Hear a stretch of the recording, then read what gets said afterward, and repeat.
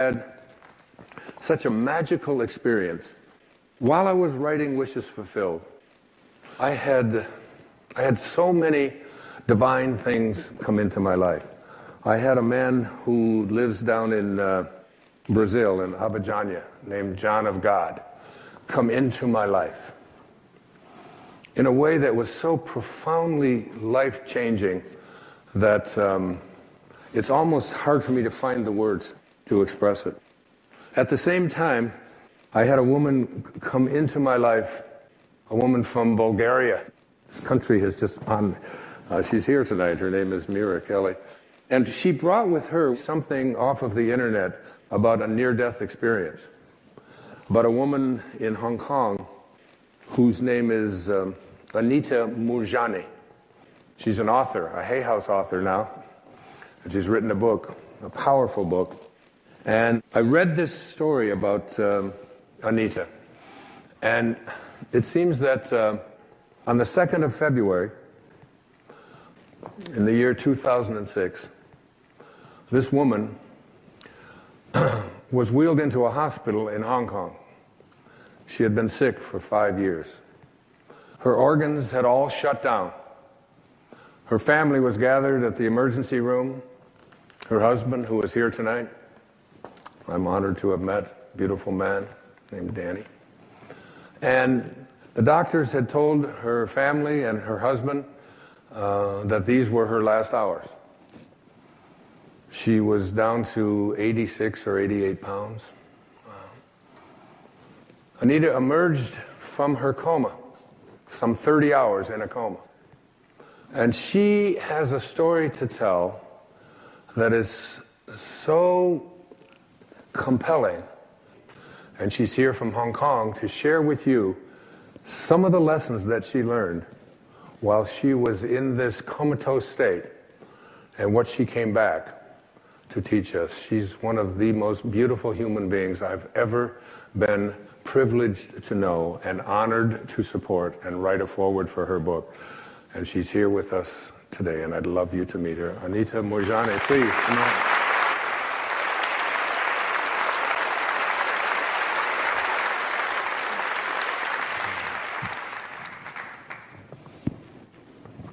Be seated. Thank you. Hi, good evening, everyone. Tell us, Anita, you're in a coma, your husband is whispering in your ear, your mother is there, your brother's on his way to see you, everybody's waiting for you to take your last breath. What were you observing, and what did you learn, and what did you come back to teach us? Wow, there's so much there. Even though I was in a coma, I was actually aware of everything that was happening around me. I'm sorry, I still get emotional when I think of that state. It was 5 years ago, but I still remember it as if it was yesterday. I was in a coma, but I was aware of everything the doctors were doing. I was aware of my husband. My mother was crying. She was, because the doctors had told them that I only had a few more hours to live. My organs had shut down, and these were my last hours. And I wanted to assure them that I was feeling fine, that I was feeling great, but I couldn't. I couldn't understand why I couldn't communicate with them. And each time it felt as though I was getting involved in the drama, and my emotions were being pulled towards feeling for my mother and my brother. At the same time, it was as though I was being pulled away. And it was as though my energy or my awareness or consciousness was just expanding. And it was just expanding and expanding and just getting bigger and bigger. And it felt as though I could feel what everybody was feeling. I could feel what my husband was feeling, what my mother was feeling, and the doctors as they were running around trying to save my life. And then I became aware of what I can only describe as unconditional love. It was as though I was just surrounded or embraced by this unconditional love. And when I say unconditional, I mean really unconditional. It was like I didn't have to do anything to prove myself or to be anything, or I was loved unconditionally regardless. It was as though even things that I could have perceived to have done wrong in my life, it wasn't as though I was being judged. There was no judgment whatsoever. There was only compassion. It was like compassion, and it was like I understood in that state why I would do whatever I did in life. It was, everything I did was out of the limitation of being in a physical body. So you were looking at your body, and you were given a choice, is that right? Whether to get back into this sick body, That's right. Or not. And what did you do? I became aware of the presence of my father.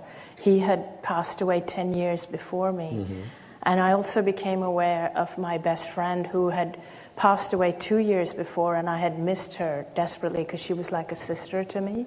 Did you feel when you were in that near-death experience state, in that coma, watching it, that coming back also meant that you had something to teach everyone? And what was it that you felt you had to teach them? I felt that I had to come back because there was a greater purpose. Because at first, I didn't want to come back into my body because my body was so sick. And there was just so much unconditional love on that side. It's really, really hard to leave. So if anybody has lost anyone, I can completely understand why they would stay there. But also, I seem to get the message. I seem to understand that it wasn't my time, and I had a mission. I had a purpose, and I had not yet fulfilled.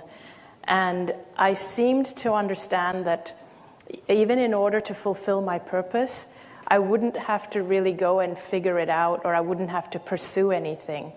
I would just have to go back and live fearlessly and just not be afraid to be myself. And that's all I had to do. I also sensed that my husband and I still had a purpose to fulfill. My husband he's truly my soulmate because he was there talking to me all the way through, talking in my ear and holding my hand, and I was aware of that. You learned some very important things. Yes. Was it like just about being positive, to be a positive thinker? Was that... No, in fact, being positive is not enough. I used to always be positive because I was a people pleaser. I used to always stay positive because I never wanted to bother anyone or trouble anyone. I learned that more important than being positive is being yourself. I learned that that's actually the most important thing, is to be yourself. Because that's why we're here. We're here because we're facets of one. It was as though we are all one. Without my body, it felt as though I was connected to everyone and everything. Was fear a big part of your life and had something to do with being ill? Your being sick? Yes, fear was a big part of my life before I was sick. I used to live a life in fear of not being good enough, fear of everything, fear of illness, fear of not meeting other people's expectations. But my near-death experience taught me that there's nothing to fear. In fact, when I was given the choice, I felt I reached a point where I had the choice of whether to come back or not. And it was my father and my best friend who actually said, now that you know who you truly are, go back and live your life fearlessly. And have you been doing that? Yes, I have. Ladies and gentlemen, Anita Mirjani.